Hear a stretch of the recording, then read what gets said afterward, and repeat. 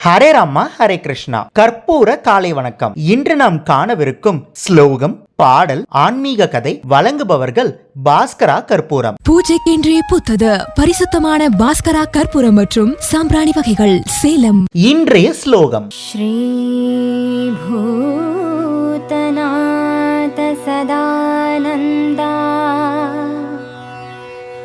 சர்வபூததயா பரா ரக்ஷ ரக்ஷ மகாபாஹோ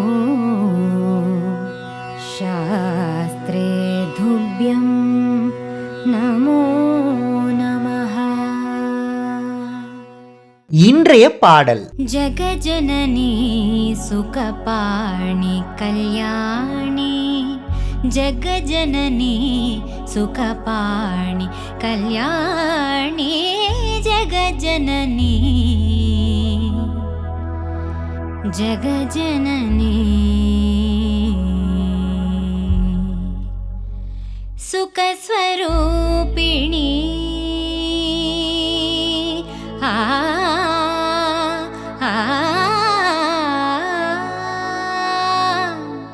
சுகஸ்வரூபிணி மதுரவாணி, சுகஸ்வரூபிணி மதுரவாணி, சொக்கநாத மனம் மகிழுமினாட்சி, ஜகஜனனி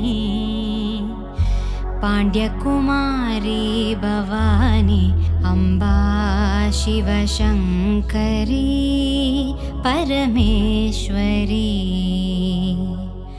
வேண்டும் வரம் தர இன்னும் மனம் இல்லையோ, வேண்டும் வரம் தர இன்னும் மனம் இல்லையோ, வேத வேதாந்த ஞானஸ்வரூபிணி, ஜகஜனனி சுகபாணி கல்யாணி, ஜகஜனனி ஜகஜனனி ஜகஜனனி.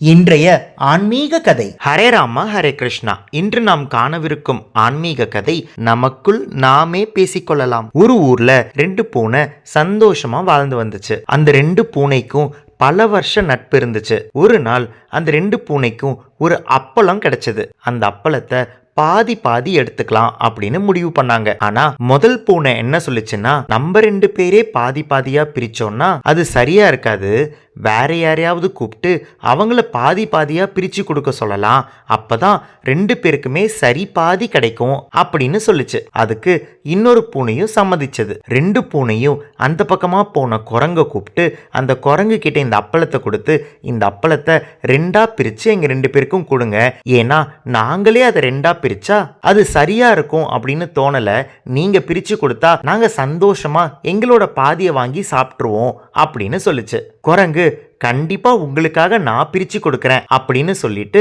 குரங்கு வில்லத்தனமா யோசிச்சது. குரங்கு என்ன பண்ணுச்சு அப்படின்னா, அந்த அப்பளத்தை சரி பாதியா பிரிச்சது. பிரிச்சுட்டு பூனை கிட்ட கொடுக்கறதுக்கு முன்னாடி அந்த குரங்கு என்ன சொல்லுச்சுன்னா, இருங்க இருங்க, இந்த அப்பளம் கொஞ்சம் சைஸ்ல பெருசா இருக்கு, அதனால நான் ஒரு கடி கடிச்சு 2 பாதியும் சரி பாதி இருக்கிற மாதிரி உங்களுக்கு கொடுக்கறேன் அப்படின்னு சொல்லிட்டு அந்த பூனை பாதியா இருக்கிற அப்பளத்தை கொஞ்சம் கடிச்சது. பூனைங்க இப்ப கொடுங்க அப்படின்னு வாங்க ரெடி ஆகும்போது குரங்கு என்ன சொல்லுச்சுன்னா, இல்ல இப்போ அந்த பாதி பெருசா இருக்கு, அதனால அந்த பாதியை கொஞ்சம் கடிச்சிட்டு கொடுக்கறேன் அப்படின்னு சொல்லிட்டு அந்த பாதியை கடிச்சது. மறுபடியும் குரங்கு, இப்போ இந்த பாதி பெருசா இருக்கு அப்படின்னு இந்த பாதியும் கொஞ்சம் கடிச்சது. 2 பூனைகளும் அந்த அப்பளத்தை சோகமா பார்த்துட்டு இருந்தது. இந்த சந்தர்ப்பத்தை யூஸ் பண்ணி அந்த அப்பளத்தை குரங்கே சாப்பிட்டு முடிச்சிருச்சு.